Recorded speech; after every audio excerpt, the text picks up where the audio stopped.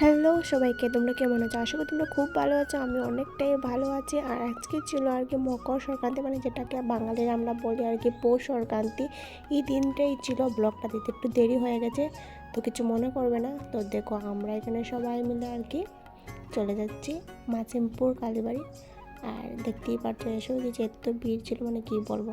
প্রথমেই গিয়ে আমরা মমধূপকাঠি কিনে নিয়েছি ঠাকুরের জন্য। তারপর এখন ঠাকুরের এখানে প্রবেশ করার আগে জুতোটা সাইডে সবাই রেখে দিল, তো আমরাও রেখে দিলাম। তারপর দেখো এখানে কি মানে ভিড় ছিল, মানে দেখতেই পারছো তোমরা, মানে সবাই এসেছে বলতে পারো এই দিন মন্দিরে। আর এখানে দেখো মমধূপকাঠি জ্বালিয়ে নিয়েছি ঠাকুরকে। আর এত যে শান্তি লাগছে, মানে কি বলবো, তোমরা বুঝতেই পারছো ঠাকুর এখানে গেলে মানে কোনো কিছু মানে মনটা পুরো ফ্রেশ হয়ে যায়, মানে কি বলবো। তারপর ঠাকুরকে প্রণাম টনাম করে আমরা একটু এখানে ফটো উঠেছি।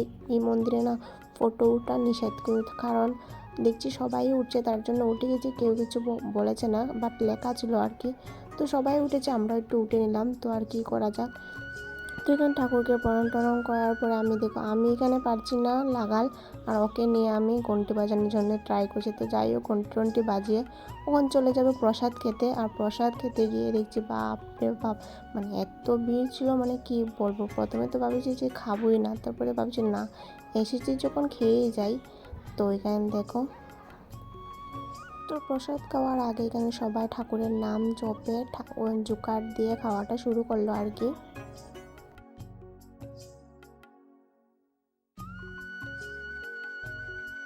তারপর খাওয়া দাওয়া শেষ হওয়ার পরে চলে যাচ্ছে আমরা বাড়ির দিকে। আর নিচে নামতে দেখছি বাপরে বাপ কত ভিড় ছিল। তারপরে এখানে মেলাও তো বসেছিল, তো এখান থেকে মেলাতে এসেছি, কিছু না খেলে তো হয় না। তো এখান থেকে নিয়ে নিয়েছি বড়ই। তারপরে দিকে দেখো এখানে কি কাশ্মীর বড়ি ছিল আর কি, না কুল বড়ি বলে যেটাই বলে আর কি। তারপরে এখানে দাদাকে বললাম কত করে টিকিট, মানে দাদা বলছে 20 টাকা করে আর কি। এখানে 20 টাকা 30 টাকা সবগুলো মানে সাইডে সাইডে ছিল দোকান। আর আমি তো এটা কোনোদিন লটারি খেলেও নি, ফার্স্ট টাইম খেলছি। আর আমি খেলবো বলে মানে খুব এক্সাইটেড। তো আমার নাম্বার ছিল আর কি 26, আর লাকি নাম্বার হয়েছিল আসলে 27।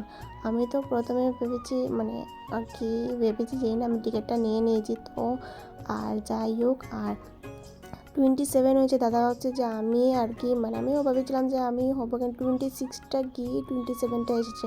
মানে কি করবো, আমরা সবাই হেরে গেছি, শুধু একজন আন্টি ছিল আর কি যে জিতেছে। তো এই আন্টিটাকে তোমরা দেখতে পাবে, দাঁড়াও,